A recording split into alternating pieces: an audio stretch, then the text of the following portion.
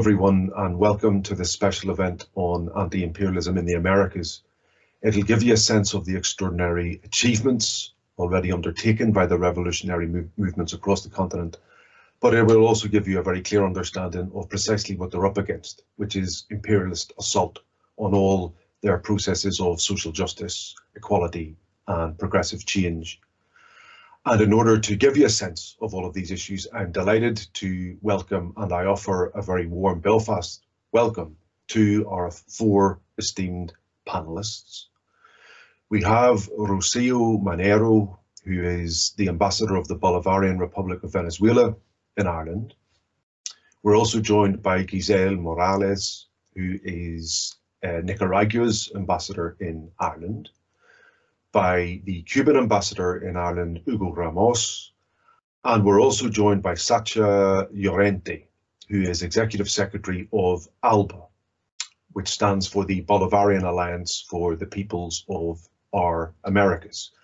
And it is a cross-continental organization founded by the revolutionary governments in Nicaragua, Cuba, and Venezuela, also incorporating now Bolivia. It's also attached to TCP, which is the People's Trade Treaty incorporating Caribbean governments as well.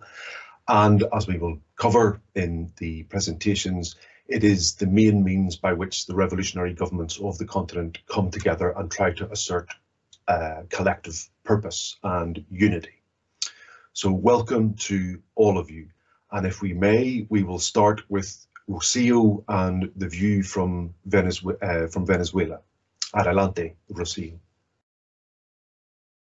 Executive Secretary of ALBA, Sacha Llorenti, dear colleague, ambassadors of Cuba and Nicaragua to Ireland, allow me first of all to convey my love to the Irish people and my gratitude to Comrade Aaron Kelly and to the organizers of the People's Festival for giving us the opportunity to talk to you directly about our region and countries and to deliver information that is not usually covered by international media. If you look at the current political landscape in Latin America and the policies that are coming from the north, you can only conclude that Washington is at war with progressive forces in the region.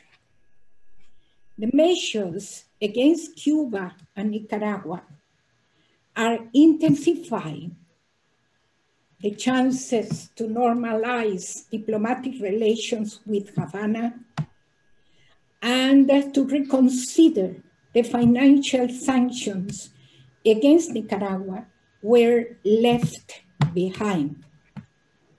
At this moment, we are witnessing an induced violent turmoil in Cuba and Nicaragua, well publicized by the media, the international media. Simultaneously, in Venezuela, the Bolivarian Revolution is facing real danger right now. Since March 2015, when Barack Obama declared Venezuela as an unusual and extraordinary threat to the United States. A declaration ratified and amplified by Donald Trump and still in full force. Venezuela is facing a strategy to siege the Bolivarian Revolution. This siege, gradually put in place with the help of sophisticated tools, using corporate media to misinform and distort realities, is being done with the help of other countries and allies in a joint intervention to supposedly defend freedom, democracy, and human rights.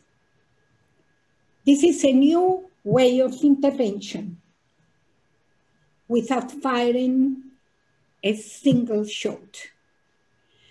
The practical effects or the consequences of this strategy in my country have been devastating for the Venezuelan people.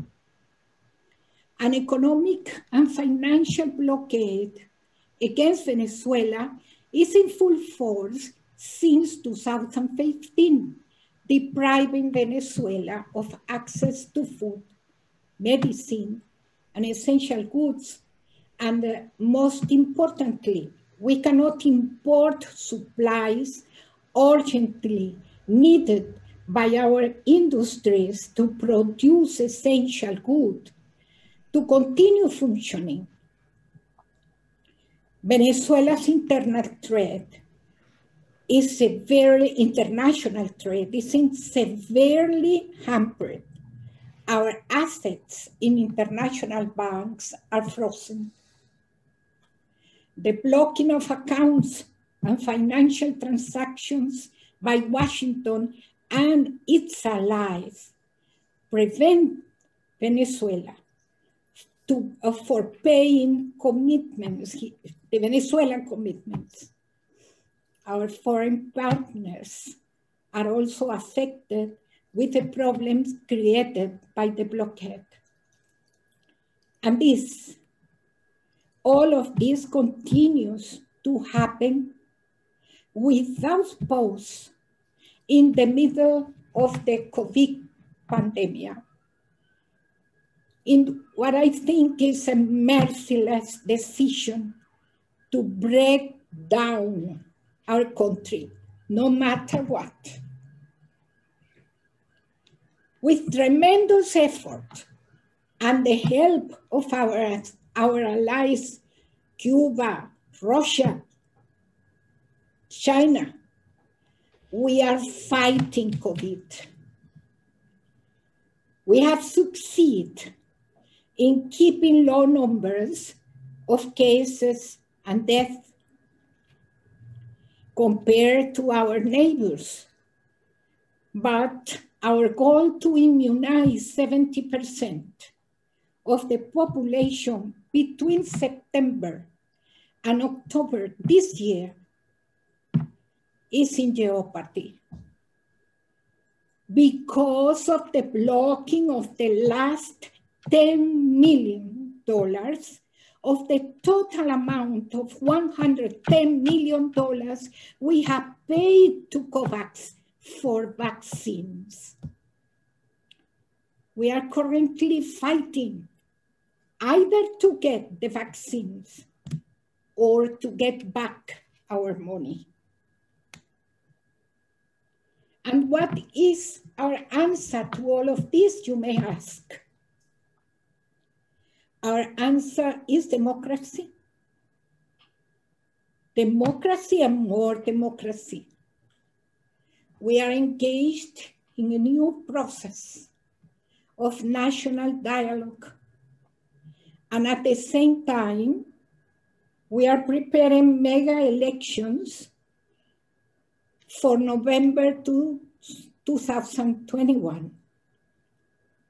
We, against all odds, will elect 23 governors, 335 mayors, and the regional legislative councils across Venezuela. The Bolivarian Revolution is live, alive, and kicking. Here we stand, ready to defend our right to live in peace as a sovereign country and to continue to shape our own destiny. imperialism and the Monroe Doctrine no longer have a place in Latin America. Our people is getting conscious, political conscious. The future is ours because we have the strength of our convictions and the support of free peoples of the world. We will prevail, as we say, venceremos. Gracias. Thank you. Muchas gracias, Rocío. And I think that key clenching point will echo across all of our contributions today, that given the pandemic, it's really brought into sharp focus a kind of sickness, I think, a kind of sickness in the mentality of empire, that it would take advantage of human misery, which of course it has done all along. I mean, the Monroe Doctrine that you mentioned all along has had this colonial sense of propriety, that other people are there simply to enrich this empire that claims ownership of all America in its own name. And each of your revolutionary projects has very successfully challenged that. And we'll return to those challenges shortly, but thank you very much for now, Rocío. Guisell, if perhaps we could turn to you now for an update on Nicaragua. Thank you, Aaron, and revolutionary greetings from Nicaragua to our brothers and sisters of Ireland. Allow me to thank you, Aaron, for your commitment with solidarity with Nicaragua, but with the whole Patria Grande. And thank you to the festival for allowing us to explain what is happening in our countries and the aggression that we're suffering from the US and the neo-colonial friends. Thank you for allowing us to bring this reality and the truth about revolutions. Before revolution, tyranny, not freedom. We are not only against in Nicaragua, we were 42 years ago. We are not against 40 years of Somoza Libero conservative tyranny. Our aspirations was deeper. We were against 4.5 centuries of foreign aggressions. The US aggression is not new to us. We have suffered since we started, since 1856, the first invasion. And the first time we defeated that aggression. So, and then we have Sandino, that has been back in Nicaragua for 42 years, since 1979, a history written without fear or boredom, and no hope of rest. 42 years overlapping the history of Nicaragua. Sandinismo without Nicaragua, Nicaragua without Sandinismo is unimaginable. July 79 marked a milestone in the recent history of Nicaragua and Latin America. The entry into Managua 42 years ago of the guerrilla columns of the Sandinista Liberation Front exterminated one of the most ferocious dictatorships in our continent, which handed over to the military, political, and economical arsenal of the United States the destiny of our people, reduced to extreme poverty, servility, forced to pay with their life for the war for their liberation. In addition, this was the starting point of a revolutionary project based on solidarity, self-determination, sovereignty, and heroism of our people, following the path and the heroism of the Cuban Revolution. We started the construction of a nation founded on justice, on social inclusion, outside the liberal servile paradigm, of neoliberal paradigm. Sandinismo is an architecture constantly updated, but with unchanging cardinal points: the fight against poverty, inclusivity, development, independence, and the building of equitable society. a society based on shared value, on collective responsibility, on the supremacy of the common good over ego. Our revolutionary history is not a legend, and neither are the Cuban, the Venezuelan, and the struggles of Bolivia revolutions.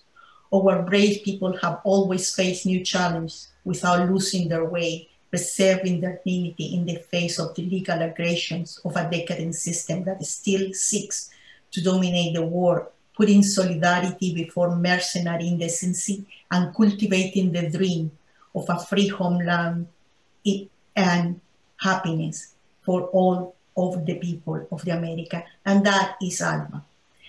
On July 19, Nicaragua celebrated 42 years of struggle, recovery, challenge, and great achievements in its streets and squares, aware of the aggression that is building up.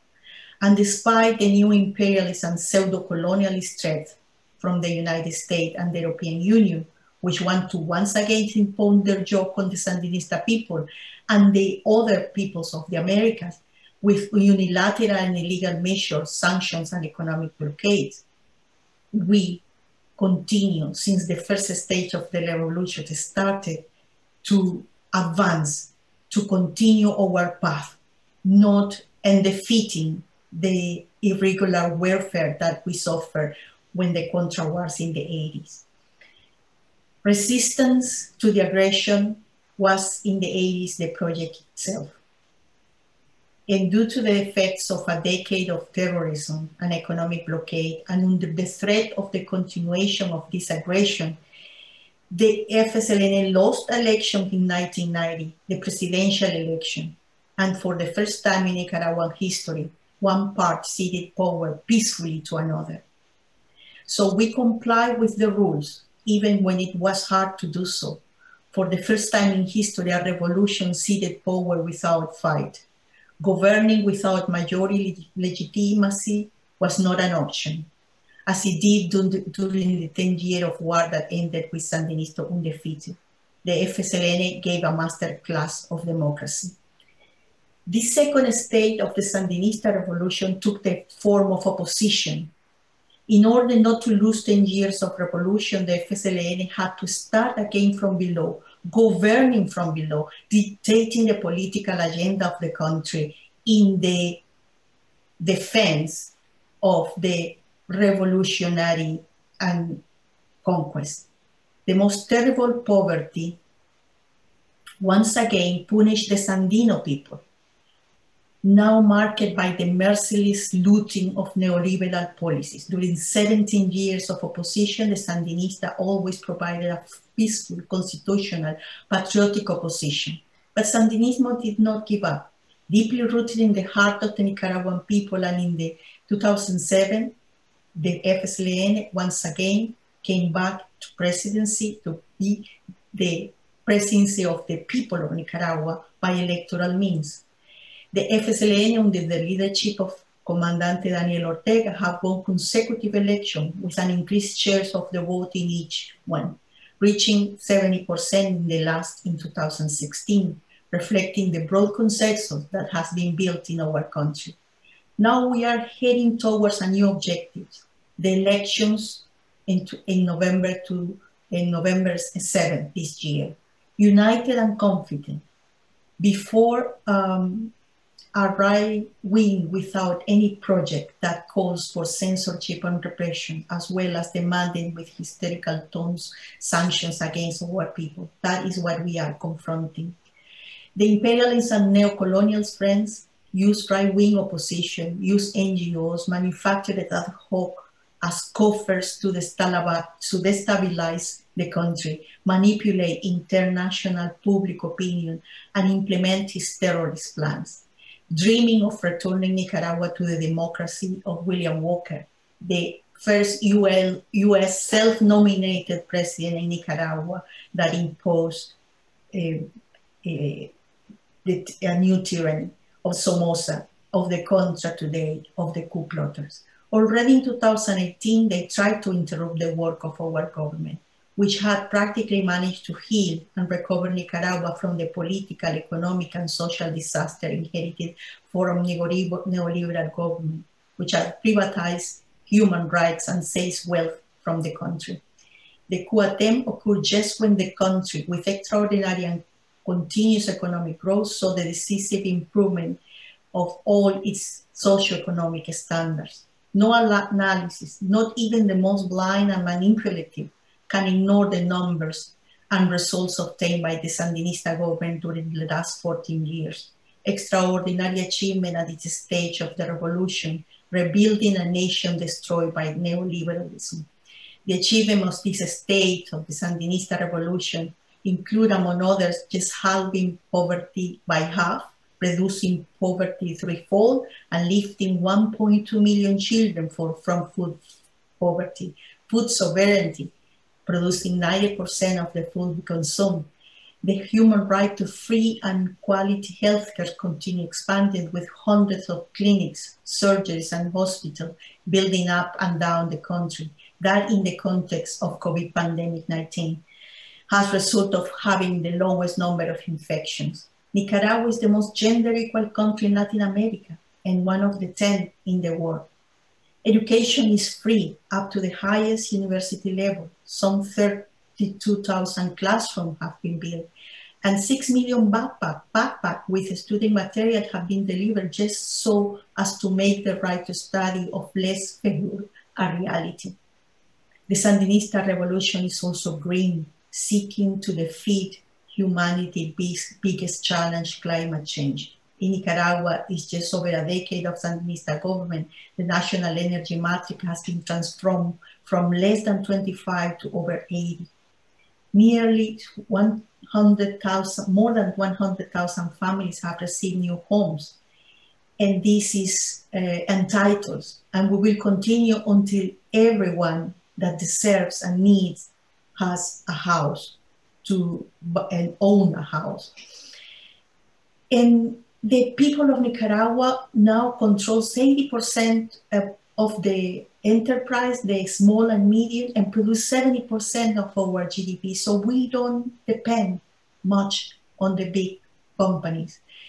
So there is, the Sandinista revolution is only a dream of liberation. It's not only a dream of liberation and independence, it's also a visionary project of a country that is not content with being the largest in the region, but wants to become the most modern, livable, equitable, and sustainable, and wealth is accumulated with socialist logic, where rights abound, privilege make little sense. That's what we want. Nicaragua is a bad example for the empire, which has decided the same as is Cuba and Venezuela and Bolivia, because we have decided to oppose since 2007, first through, they have decided to oppose and attack us, first through the attempt to unify the right and moderate the defeat electorally. Then in 2018, when it saw the impossibility of succeeding in both projects, it gave the order to unleash the war.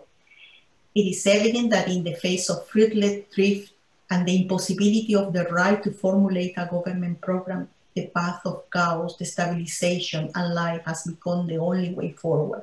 The imperative is to disqualify one of the vital expressions of democracy, such as election. Practices already put in use in Venezuela and Bolivia, threat sanctions, mafia-style warning have been the American and European tools in recent months. Nicaragua is preparing legally and legitimately, as established by the Constitution, to hold our elections in November 7.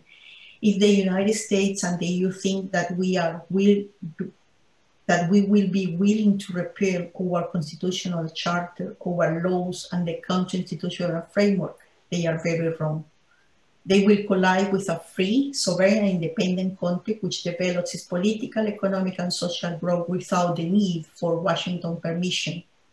The polls in unison include those of the United States, indicates FSLN as the winner of the next election. It will be convenient for the United States to take note of the failure of its policy of aggression, which does not achieve more than a growing consensus toward the Sandinista. In Nicaragua, the Nicaraguans will vote and it will be the Nicaraguans who will decide their future, regardless of whether or not it complies with the White House agenda. The Sandinista project will continue to confirm to friends and enemies that Nicaraguan democracy is popular and no longer in the hands of the elites. It will also continue to confirm to friends and foes alike that Nicaragua democracy is a democracy of the people, and it has based on institution and respect for the will of the people, and considers the attempt to subvert the constitutional norm through violence something that will not be tolerated. We will go all the way to demonstrate that the constitution and legislative system, the rules and regulations that determine and delimit the scope of legality, are not susceptible to external pressure, however powerful they might be. On the eve of November, no elections, Nicaraguan Sandinismo go hand in hand. They know they cannot be separated. They have worked together implacably to continue to assert the right to be free and to have a dignified future. This is Nicaragua and Sandinismo 42 years, a project inspired by the small general who became a giant, Augusto Sandino. Thank you. Thank you very much, Guisell. Muchas gracias, hermana. And as you've just told us, and this applies across all the different situations that we're going to discuss today, anyone who does seem to be lured by the misinformation should really look at the facts of Nicaragua, Venezuela, and indeed Cuba, or indeed Bolivia, and compare and contrast what is done by the revolutionary movements when they do gain power, and contrast that with the tyranny that you displaced, and indeed then the neoliberal regime that you displaced, and ask themselves the question, who is it who lets the market run riot? Who is it who privatizes primary education, never mind secondary and third level education? And who is it who restores to public ownership, health, education? Who is it who builds hospitals and treats its people in terms of social justice? And I think the answer is very clear. And I think those who do want to believe all the lies and misinformation should really have a good look at who it is they're associating themselves with in all of these cases. And ultimately, when it comes down to it, it is the right of the Venezuelan people, the Bolivian people, the Cuban people, the Nicaraguan people to determine their own future. That's ultimately what it comes down to. And I think imperialism in its various forms, including liberal imperialism, always wants to intervene and almost kind of on people's behalf, apparently, to cause trouble and to produce failed states to delegitimize the popular will. And it's overwhelmingly clear in Nicaragua, most people, given what they've been through under dictatorship, under neoliberalism facilitated by the empire, most people instinctively know what's in their best interests, and it isn't US intervention, it isn't neoliberalism and so on. And on that note, I think if we can turn to Hugo as well in terms of Cuba, where again there has been a massive hybrid warfare at play, misinformation campaigns, and again an attempt to amplify particular voices that are completely unrepresentative and to disrupt and dislodge the revolution. Thank you very much, Aaron. Greetings to participants in Belfast Festival. Thanks very much for the opportunity to address you. Greetings to my sister Rocío and Guisell, Venezuelan and Nicaraguan ambassadors.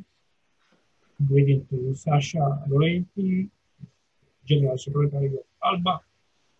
ALBA, the real integration and aspiration for the countries of Latin America and Caribbean, a project of integration by the people of Latin America and Caribbean and for the people of Latin America and Caribbean.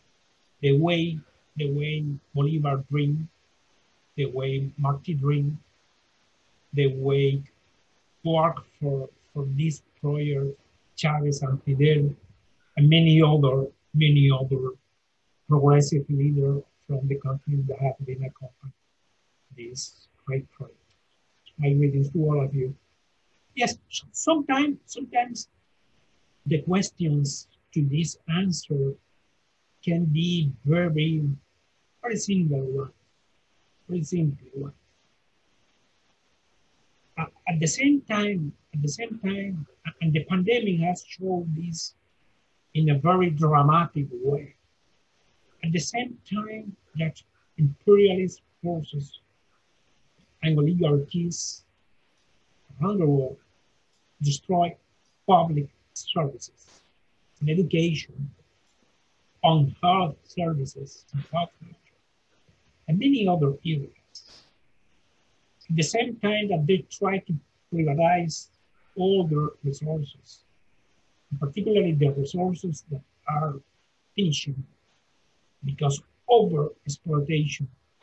We are trying to, we, Venezuela, Nicaragua, Cuba, and other Latin American countries like Bolivia, like Brazil, in the hands of Lula and Dilma, try to do, and Uruguay and others, and the Caribbean islands are trying to react in the opposite way.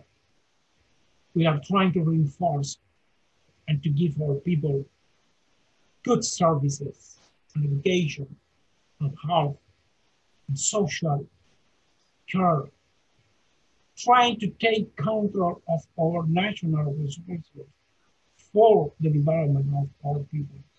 So it can be normal, not acceptable, but normal, that they will invest any effort and any possibility to destroy the revolutions and the progressive forces, not only in Latin America, but around the world, like they have been till this moment. Well, this is a very special, we are recording this program in July. It's going to be transmitted in August, but it's being recorded in July. And July has a very special meaning for us all here that we are gathering today. Has been a very important moment of celebrations for Venezuela, very important commemorations. The centenary, the commemoration of the centenary historic events for the independence of the whole continent. Nicaragua has just celebrated the 42th anniversary of the Sandinist Revolution, and we are going to celebrate the 68th anniversary of Moncada garrison attack. It was a military unfair action, but that marked the starting of the Cuban Revolution led by Fidel Castro. It's no surprise because the Cuban Revolution is the daughter of the 3 wars of independence of the Cuban people. So the Cuban Revolution was born overcoming the adversities and very powerful enemies. What was Cuba in 1999? Not the portrait that nostalgic enemies has been trying to show with picture of a very beautiful Havana and picture of some cities, some small cities that were very frequented by the North American tourists.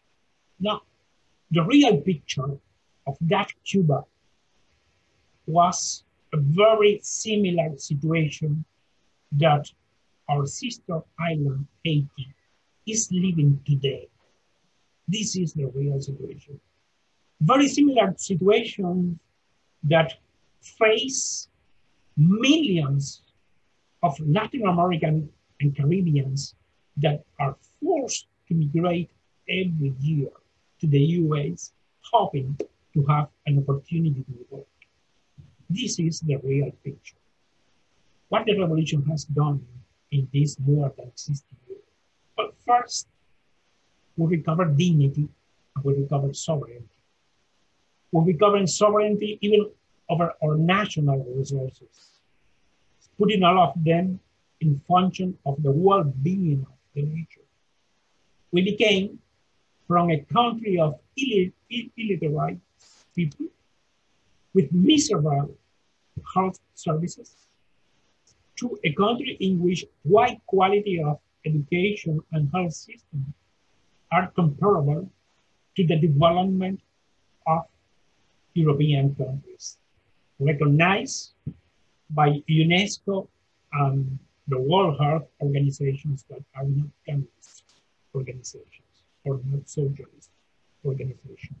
The strength of those sectors, particularly education and health, has allowed Cuba to collaborate with many other countries during these years of revolution by sending Cuban specialists to those countries, but at the same time welcoming in the Cuban universities 10,000 of young people to study and graduate in Cuban universities, including medicine. The revolution gave us a very strong and very well-developed scientific sector that allow us to have the privilege to have 2 anti-COVID 100% Cuban vaccines, Abdala and Soberana, with an effectiveness more than 22%, so 22%. And with these vaccines, we are developing the campaign of vaccinations in Cuba that has more than 8 million doses already applied.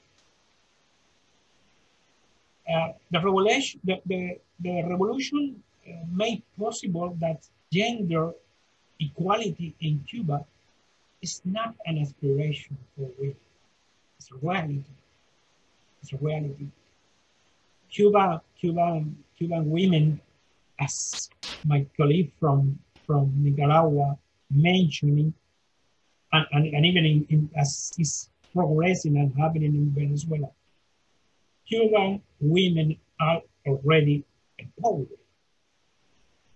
We have 53% of women as members of parliament, the second highest representation of women in an assembly around the world.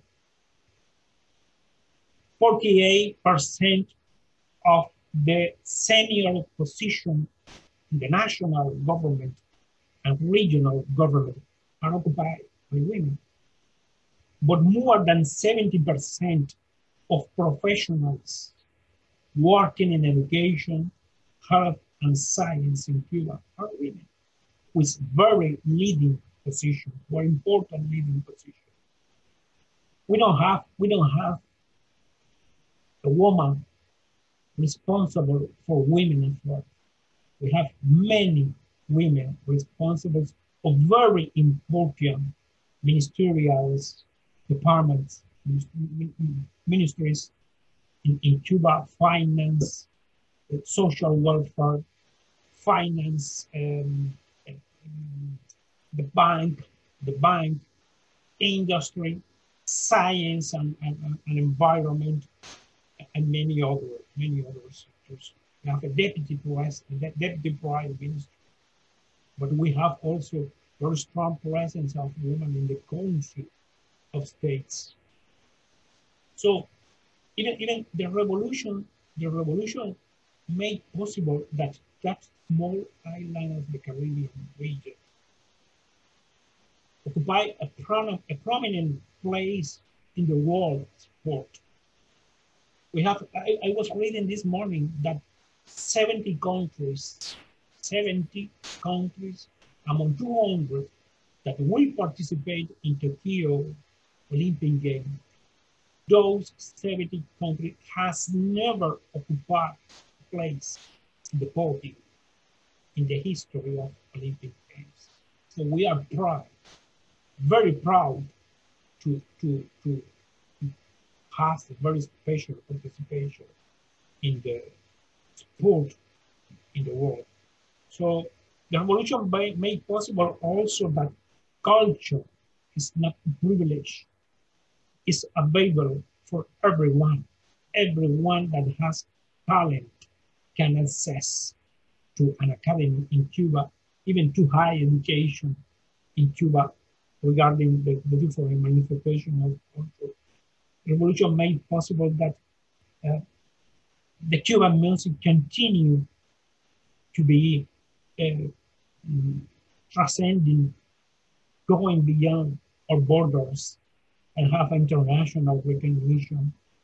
The Cuban Revolution made possible the ballet, Alicia Alonso, but that multiplied in many other companies. The Cuban Revolution made possible that people from literature, from theater, from arts in general are recognizing different scenarios internationally. The revolution also did very strong and deep economic transformation for the benefit of the Cuban people. The first one and the most important one was to break the control of American transnationals in Cuba over every sector of the economy, because they were the owners of practically everything. But the second one, and also very deep one, was to survive the collapse of socialist system in Europe. But we didn't stop, and we continued doing transformations, and that's why the revolution has been able to survive even in front of this cruel, criminal economic blockade that lasts for more than 60 years. Important decisions has been implemented regarding the economy of the country after the approval of the new constitution 2 years ago, giving the state enterprises, but even the private sectors, more opportunities, and link all these sectors, all these two sectors together to work together for the development and well-being of the people. So we still have many problems, economic problems and social problems to solve, to settle, to fix. But we don't lack will. The government and the people does not lack will or creativity. What we lack is resources, monetary resources, and particularly because of the systems of the economic blockade. 243 new sanctions were established by Trump administration that in 1 year cost to Cuba $5.5 billion. This is a very huge amount of money for a country like Cuba, small country like Cuba, underdeveloped country, because unfortunately we continue to be an underdeveloped country. How much the government, how much the people would done with these resources for different investments, economic investments, in different sectors for the well-being of the population. How much with that money to distribute food and better quality of life to our population. So make the figures, multiply huge amount of money like this for 60 years of criminal blockade. So you can discover the damage that policy represent for Cuba, for countries like Venezuela, for countries like Nicaragua, that they are doing around the world. So humanitarian interventions. We never have learned about any humanitarian intervention that really grant people democracy and well-being for the population. We have plenty of examples in the recent history. Afghanistan, Iraq, Libya, Syria, many others, but very close to us, very close to us. The nation that hurts us every day, Haiti. How many people went there for the picture when the earthquake? How many people went there for the picture? How many millions they promised to Haiti, to help Haiti? Where is the money? Where are those people? You know, that's the real result of humanitarian intervention, imperialist humanitarian intervention. We will continue to fight. We will overcome this campaign. We will rebuild the unity of Cuban people, never at risk because of a minority that the victim, because at the end they are victims of this great operation of propaganda. They went to the streets, most of them with real sentiments of frustrations, but they have been pushing the people. They have been pushing the people to from month. They have been articulating this operation of propaganda and inviting people to take the streets. But they did. That minority did. Where are the American politicians and the mercenaries? Where are they? They took a ship and a rifle to go to Cuba to defend their ideas or to protect the people from the oppression? Of course not. Counter-revolution has always been a very good business in the US. For oligarchy, for North Cuban politicians, for Venezuelans and politicians living there, for Nicaraguan politicians living there, has always been a very good business. This is the reality. This is the reality.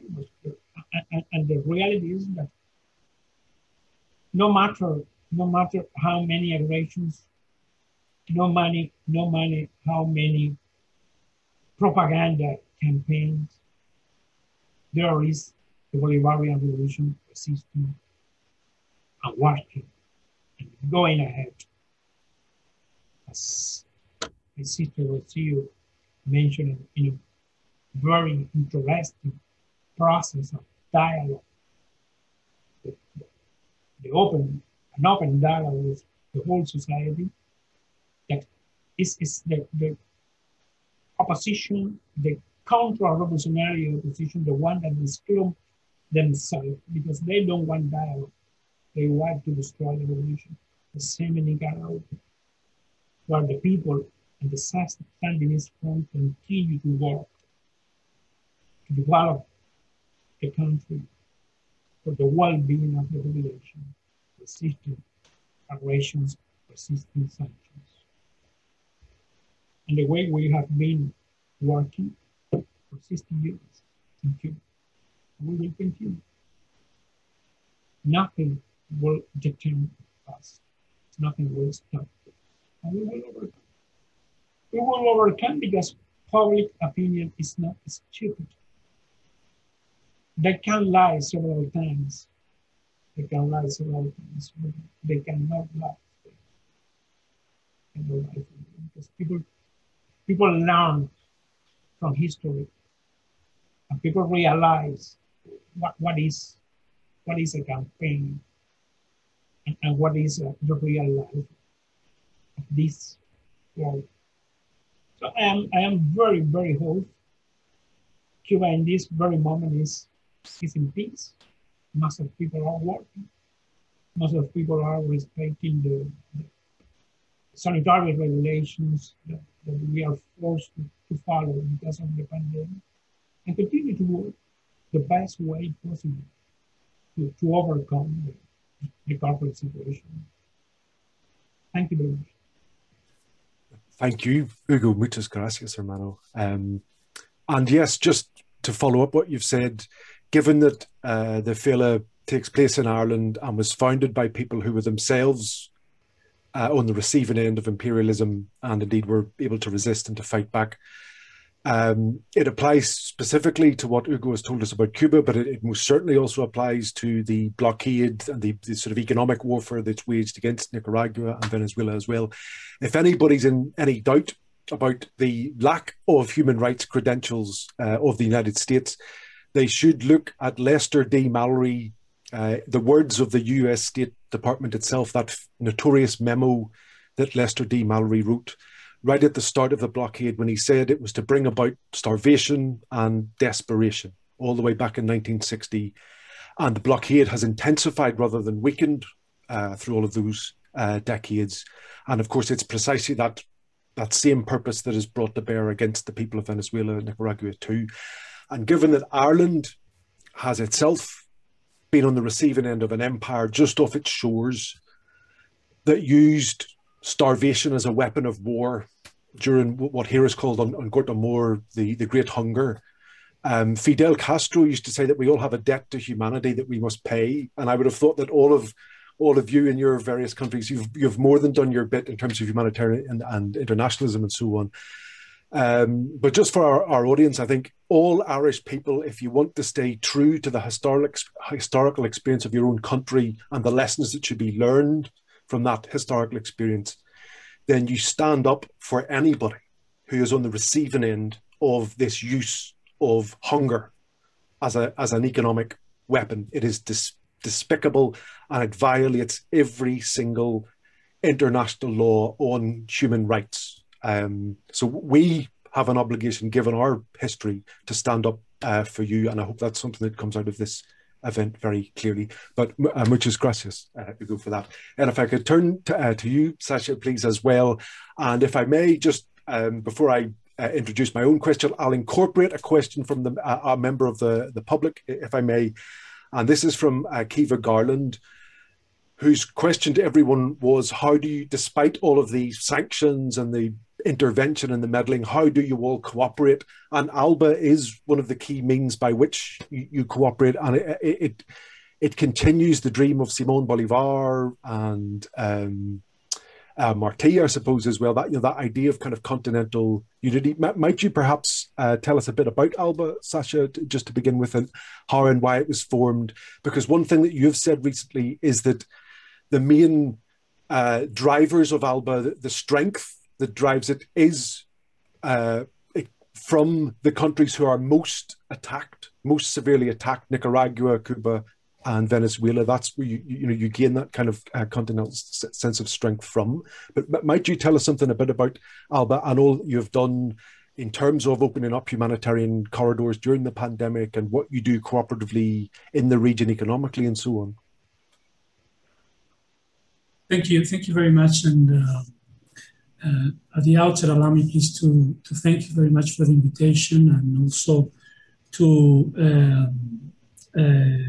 it's an honor for me to share this gathering with our colleagues from Nicaragua, Venezuela, and Cuba. My best regards from Caracas. I'll try to explain in a few words what our alliance is, and in order not to repeat what our colleagues have already said so clearly, I will try to give a regional overview of how we see this the current situation. ALBA, the Bolivarian Alliance for the Peoples of Our America, was founded in 2004 by Fidel and Hugo Chavez.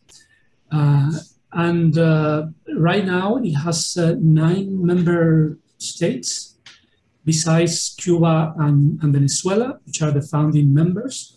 It's Nicaragua, Bolivia, Antigua and Barbuda, Grenada, Dominica, St. Vincent and the Grenadines, and St. Kitts and Nevis. Those are the 9 member countries of our alliance, and we work in a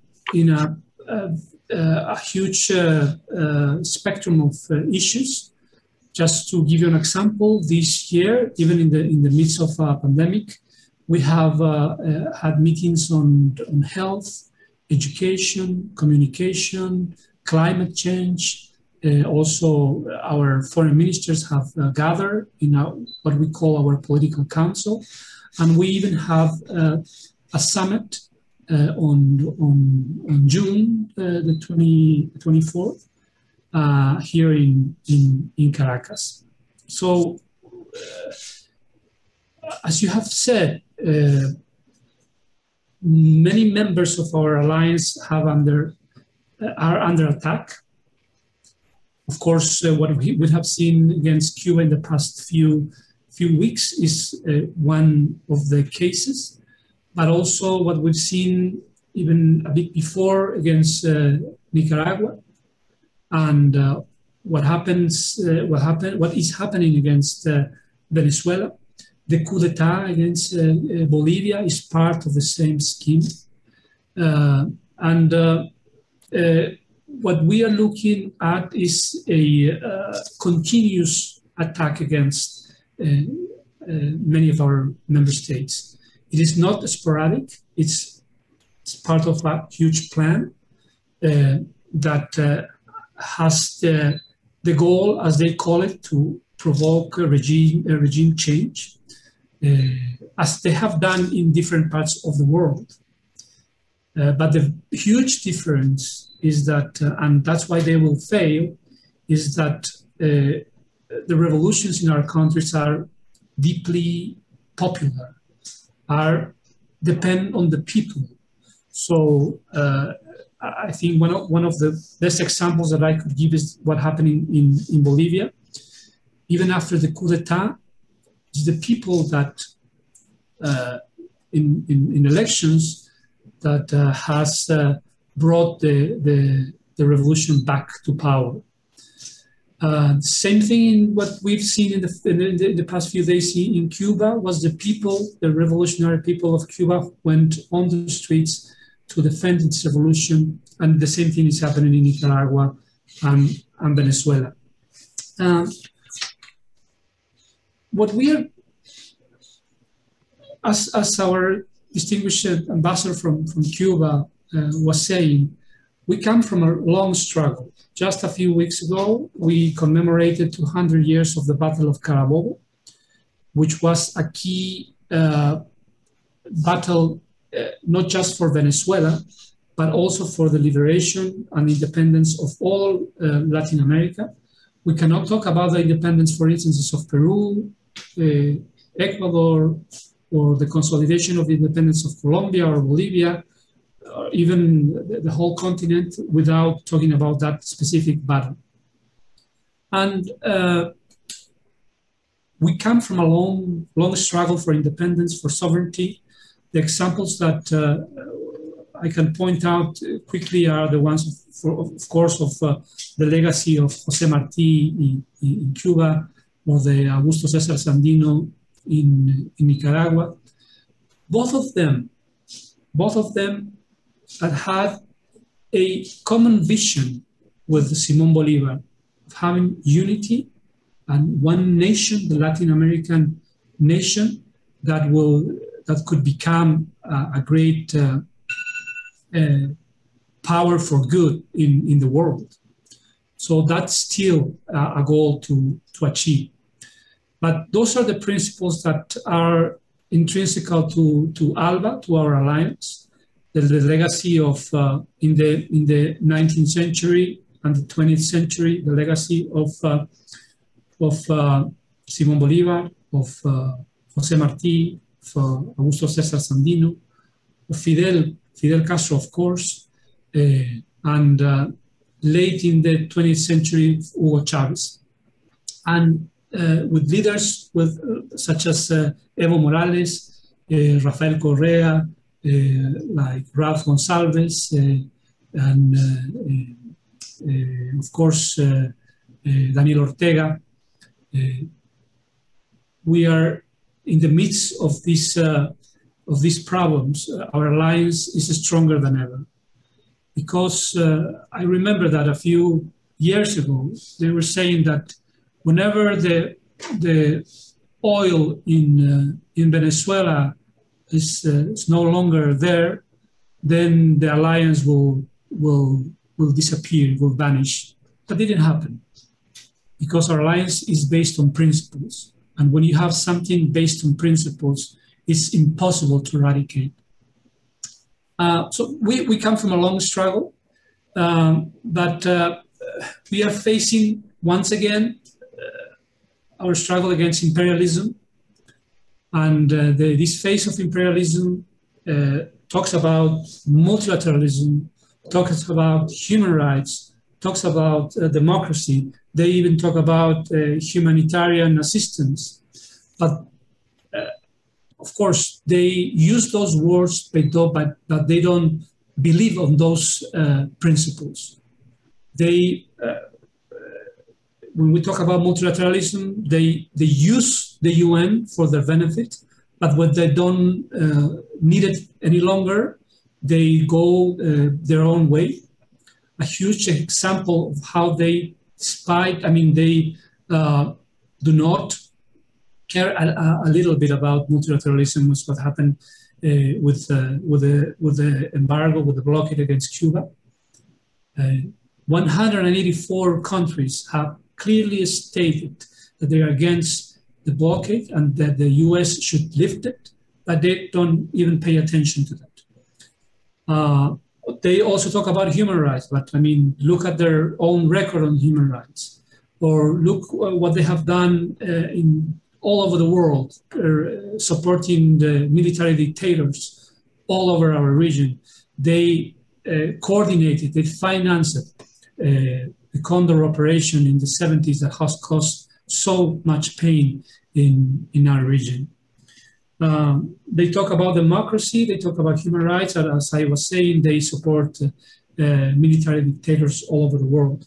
They talk about humanitarian assistance, and through that label, look what they have done in Libya. Libya is still a broken state, and after 10 years of the invasion against Libya, they have not solved the problems they have, and they have tens of thousands of people being killed, and the spillover of the Libyan crisis, it goes all over the Sahel and even to Europe, and those circumstances, of course, they use these terms, they use these principles in order to disguise their main goals. And I want to just try to point out what I believe are those goals. When they talk about multilateralism, human rights, democracy, humanitarian assistance, what do they really mean? And what they want is, they want our natural resources. In the invasion against Libya or Iraq, the aggression against Iran, those have to do with, and the aggression against Venezuela, they have openly said, but that they are after the oil here in Venezuela. So one of the things that they are after is natural resources. The other one is to try to have our whole region as a huge market for their own products. The other reason is they want to have cheap labor in our region, for them to manufacture their goods that they also sell in our own countries. The other cause is that they want to control the routes of commerce, the main routes of commerce. That's one of the reasons why there are so many attacks against Nicaragua. The channel, the canal that they want to build in Nicaragua is one of the main reasons of the attacks against the Sandinista revolution. The others, of course, geopolitical control. the Monroe Doctrine clearly states that America is for the Americans, and when they say America, they mean the whole continent. But when they say Americans, they just are talking about the elites of the empire. But those are very important, concrete goals that they are after. But there's another one, and I think that's one of them. The last one is one of the most important ones. That's why they are after Cuba, they're after Venezuela, they're after Nicaragua, they're after Bolivia, because those countries represent a material, real example that a different kind of world is possible, that we can build a different society that goes against the neoliberal model, against capitalism. So there's an alternative, and they want to destroy the alternative. They want to destroy a different model that really works. That's another very, very important goal that imperialism seeks. That's the reason why the blockade, the embargo against Cuba is lasting so long. 60 years. Why? Because they want to crush any example of a different kind of society. Because if we look at what's happening with the pandemic in our region, the best countries that have dealt with the pandemic are in our alliance. Venezuela, Cuba, Nicaragua, and now Bolivia are countries that have handled the pandemic in a very good way. And I mean, of course, we have to mention what the ambassador of Cuba said. I mean, Cuba is the only country in the third world really that has created their own vaccines. And that's huge. That's really, I mean, it's just an example of what they have done. So, and that's not a miracle. It's a decision that has been taken by Fidel many, many years ago, and we are looking at the results of that hard work. So they want to crush the example. And right now, what we are struggling against is a new offensive against our countries. Of course, the blockade, the embargo against Cuba and Venezuela is a structural one. They wanna, as Nixon has said when they were doing exactly the same thing against Chile, they want the economy to scream, for the people to suffer. And with that suffering, they want to achieve their political goals. As you were saying, they use hunger, they use the pain of the people as a weapon. But that's something that's happening. But it's even worse morally because they are using the pandemic as a weapon. Not just hunger, but also a pandemic as a weapon. They haven't lifted any of the 243 measures that Trump has put into place in order to strengthen the blockade against Cuba. They haven't lifted not even one of those ones. So it's the blockade, it's the pandemic, and they use both as a weapon. But at the same time, they're using NGOs with tens of millions of dollars to provoke political disruption, to create opposition.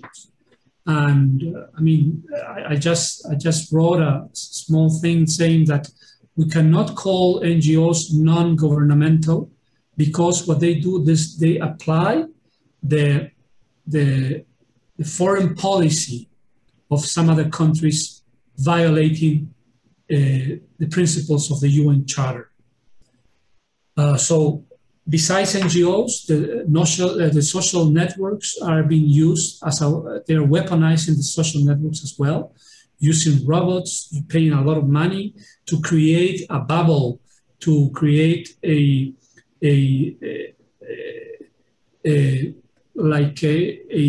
atmosphere of problems, and with fake news, and of course this is part of this offensive. But at the same time, it's important to say that they are, as it happened in Venezuela, as it happened in Nicaragua, as it was planned in Bolivia, they are still using mercenaries. What we have seen in Haiti is an example of what they've tried to do against Venezuela, they've tried to do against Nicaragua, and they were planning to do it in Bolivia. So they have a huge variety of weapons to use against our countries. And just to finish my intervention, I have to say that even in the midst of this struggle, ALBA is still showing solidarity, is still working together in order to solve these problems. I have to underline the tremendous solidarity of the Cuban Revolution. They are already sending, they're still sending doctors all over the world. Also the Venezuelan Revolution solidarity even to Brazil just a few weeks ago, sending oxygen to some of the states that needed that material in the midst of the pandemic. We continue to struggle. We know that it is a continuous. We are facing continuous attack. We are also we will continue to defend our revolutions. And just want to thank you very much for your kind attention. Thank you. Muchas gracias, Sacha. It's our pleasure and our honor to listen to your words. And as you've covered really excellently, there is that hybrid approach that will use social media, misinformation, will try to drag out election results and delegitimize the winner. We could say that Peru, there were attempts to do that as well recently, as well as just using force, intervention, mercenaries and so on. One of the most depressing things about Bolivia and the coup there was that in the run-up to it, and again, all of our viewers should be very mindful of this, you could see from a very long way away that there was going to be a coup attempt, because social media, there was an absolute tsunami of bots and fake accounts. And as I say, one of the most depressing things was that so-called liberals, progressives, environmentalists believed a lot of this, and they thought that they were doing the environment, the planet, and indeed the Bolivian people a favor by getting rid of Evo Morales because he was terrible and was attacking indigenous people and the land and the environment and so on, that this sort of thing worked. Now, I hope now that the Bolivian people showed the fortitude that you discussed and mobilized, even though they didn't have the army, they had to use their numbers, and it's absolutely heroic what they did in turning around that coup. But tragically, one of the things was that people in Europe, North America and elsewhere who would see themselves as left-wing or liberal gave ideological cover to a bunch of fascists. And you know better than I do, that's exactly what those golpistas were. They're fascists, and they themselves were simply the puppets of an empire who wanted its hands on lithium and so on. And indeed, as you've covered for us, there's that shining political example that all of your revolutions and the unity of ALBA provides. There are alternatives to an empire that would seek to dominate the entire planet and to turn the entire planet into the USA. And that's, I think, why they attack you. So some of the questions that we got, we had one from Natalia Urban, who asked whether all of you think there is a new Operation Condor at play. And I think most of you have already covered that. I think we had Jackie Russell, who asked, in light of the United Nations voting repeatedly against the blockade of Cuba, what do we do about that? One of the problems is there's very little we can do because the United States doesn't subject itself to international law. And this is very much unilateral, coercive measures. You know, there is no law giving legal sanction to what the US does to Cuba, to Nicaragua, Venezuela, what it did in Bolivia and so on. So what might we do then when we've got this rogue state effectively, which is itself sees itself as, you know, this kind of unipolar sort of policeman of the world. So what do we do when the Monroe Doctrine has been kind of exported and the United States can tolerate no opposition to itself? And just in joining that up, we had another member of the public, Aidan O'Gallagher, just in relation to what Sacha mentioned about that political alternative, who asked about grassroots democracy and participatory democracy and what's different about your societies than the so-called democracies of the world, which themselves, of course, are highly alienated places run by oligarchies and are in really no position to speak about, you know, sort of democracy and so on. But would any of you just like to say something about sort of grassroots democracy and participation and the kinds of models that you have in your respective countries? Considering not only Cuba, but considering economic sanctions in general. First, we are convinced that economic sanctions can never benefit the well-being of the population. Through economic sanctions, you cannot reinforce democracy. You cannot contribute to the well-being of the population, because economic sanctions kill people. It's a crime. It's a crime.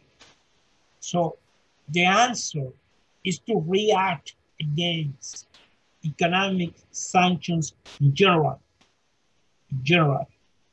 And instead of economic sanctions, to engage in real cooperation, in real and transparent dialogue among nations, not with double standard.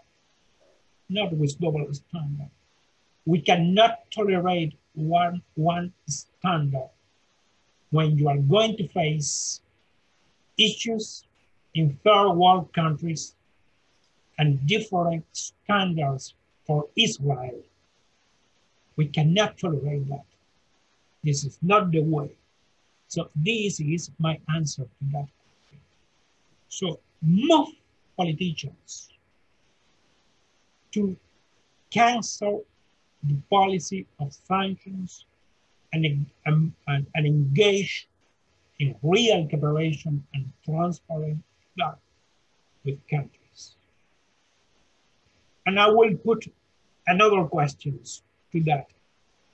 Why, in front of these operations of propaganda, they control the big media, they control the papers, they control the TVs, and now they are contaminating the social media that was an alternative resources that we, the people, have. They are contaminating the social media. Plenty of fake books, fake news. Sorry. So my question is, why Venezuela, Nicaragua, Cuba, Bolivia, and other countries, why we don't receive declarations of condemnations from Africa, from Asia, from our Caribbean brothers? Why not? Why not? They are not socialist countries. Most of these countries, of many of these countries, are led by right-wing political forces. Why do they don't condemn our countries? Probably the answer is that they are pretty tired to see how imperialist forces organize themselves and coordinate themselves anytime that a country from the third world tries to break that hegemony. Yeah. Probably they are very tired of these double standards policies.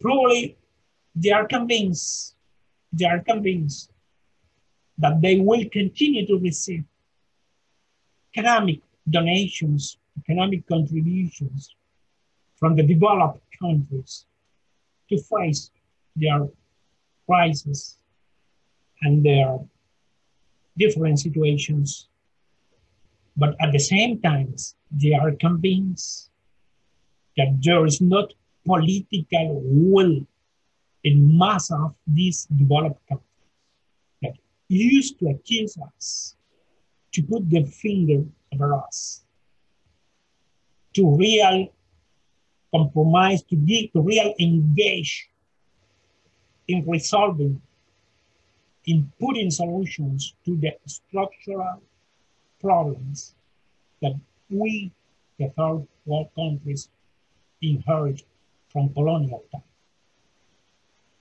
If not, answer yourself, how many countries in the world respect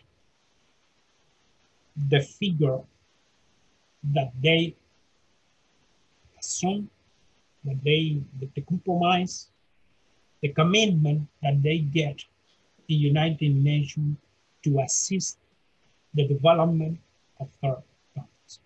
How many of them? These are single answer for very, very deep problems. For very deep problems. Be alert, and only ask why.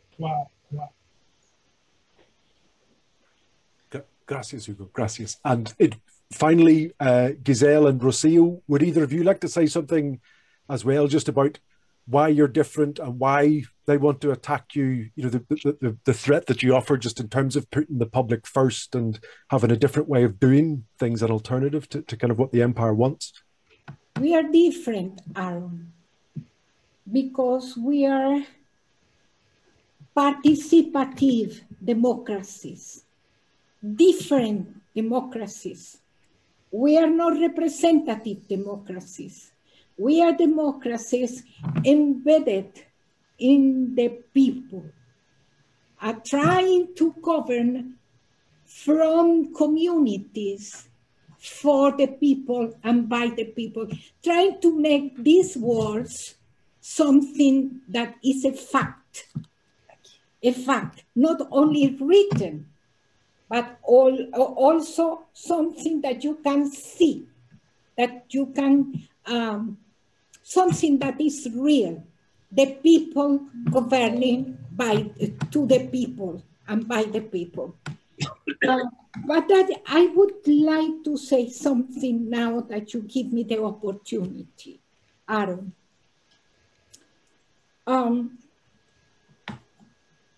We need that people like Ireland, the Irish people who know, who has the possibility of understanding what is happening because of your historic memory. You have suffered, you have endured a very traumatic situation. And so you are more open to understand the real importance of our fight. What do we need from you? One of the problems that we have is information. The problem is the misinformation. And maybe one of the tools that could be important for us is information. If the Irish people help us with all these new ways of communicating, the nets, the social nets, to spread our truth, to spread our fight. And I'm telling you, it is important that the Irish people help us because they understand. You know what is difficult? To make another countries who have never been in our situation to understand what is happening in Latin America with progressive countries, what is happening with us. So they are using NGOs as weapons also to communicate what they want to communicate, to do what they want to do, and try to influence things in our countries paid by them. When I say they, I'm talking about imperialism, about United States and some countries in Europe, in other places, who are financing the NGOs. But in Ireland, the people of Ireland knows, understands, and they can help us to convince more people, to reach people and tell people, listen, the truth is that they are different.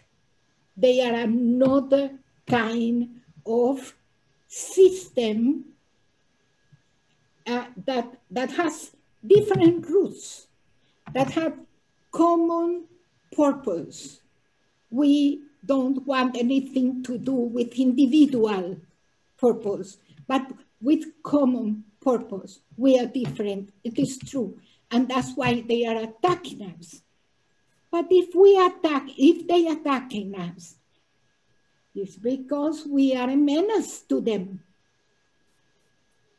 Okay? So please help us to reach Irish people and tell them, help us the only way you can do it. The only way you can do it, spread the word, use the nets, the social nets on our behalf, and thank you for that. Thank you, Rocío, muchas gracias. And Guisell, finally, would you like to say something too? Yes, just a few things. And one is that regarding the grassroots, I will say just one thing that is very common in my country is the people is the president, is the people who dictates, and there is a very well spaces for participation, of youth participation, women participation, and also the economic. We have a social economy where 70% of our economy is in the hands of the social economy. So that is round all the policies that are aimed at to contribute to eliminate poverty.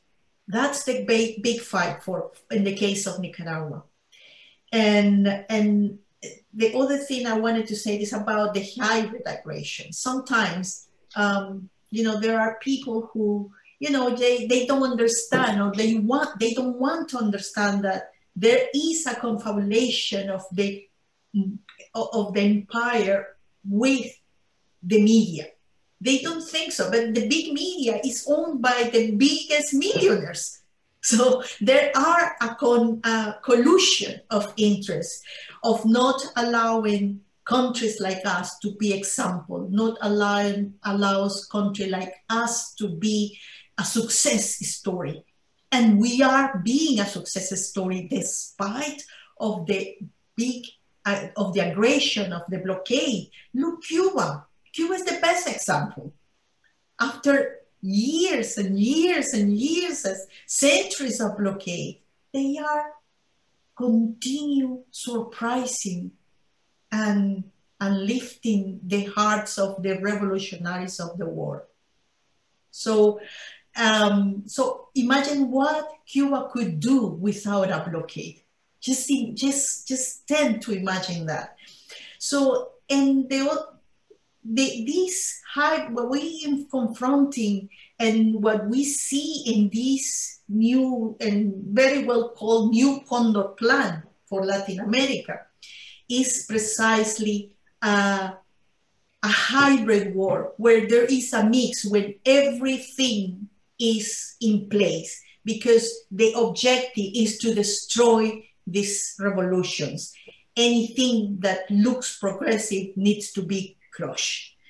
And that is the case. We have seen it. And it's not just about media war. It's not softcore, because there is nothing soft about having people get killed. It's not just a military, because they have used the military also option. In the case of Venezuela, we have seen it using mercenaries, of course, not in the same way they use it in the 80s in Nicaragua, building the Contra war, but it's a different types of warfare. Conventional, asymmetric, irregular, nonlinear, cyber warfare. They call it many ways, but the truth is we are suffering every one of them. They are using our countries for every one of them. We have suffered all, and there is nothing soft or colorful about that. The script, we know it. It's cyber attacks, psychological warfare, external damage, sanctions, threats, use of and misrepresentation on social networks, and use the common criminality, the cartels also. The use of the cartels, drug cartels and criminals, international criminals. But the thing is, they haven't, and they pour millions and millions in each country, millions. And more, I think they pour more millions in our elections than their own elections. So, but the Achilles heel of all this project of aggression is, as always, the red thread of history. In this case, the financing of foundations, NGOs that are the Trojan horses, the traitors, which have acted in the shadow of the design of the empire to revert the historical conquest of sovereignty and dignity of the people, which we know has more intelligence than Pentagon strategists believe. So the entire propaganda machine is insufficient. It should be insufficient. And we know, and here I am with the ambassador of Venezuela, we need your voice to counteract this machine propaganda. But that machine propaganda will not reverse inside our countries the unbendable will of a free people. No wonder the smear and manipulation campaign in the international media intensifies. We will confront that disinformation is not, you go to our countries, it's another history. It's abroad where those lies have the effect. So you need to be aware of that and combat that scorpion of that poison, the revolution, the international solidarity. So the last thing I want to say is about ALBA, and it will be very short. And I will say, in these difficult moments for humanity, ALBA is writing the most marvelous page of solidarity in the history of solidarity, thanks to the leadership of these revolutions and the will of the people of the ALBA country, of our America. Thank you, muchas gracias. And I think, yes, on that note, anyone who's uncertain about the state governmental role that many of these so-called NGOs play, just follow the money. Like most things in life, follow the money, and that will tell you what you need to know, I think. Thanks to all of you for speaking so eloquently and so movingly. I know, Aaron, that you will need to concrete our interventions. But let me say 2 words about democracy. There is not perfect democracy in the world. The bulk of perfect democracy has to be written. In the most democratic country of the world, there are people to contest the way of democracy they have. Everywhere. This is the real fact. We, people of Cuba, the people of Venezuela, the people of Nicaragua, the progressive forces around the world, we have the way of democracy that we adopt in Constitution.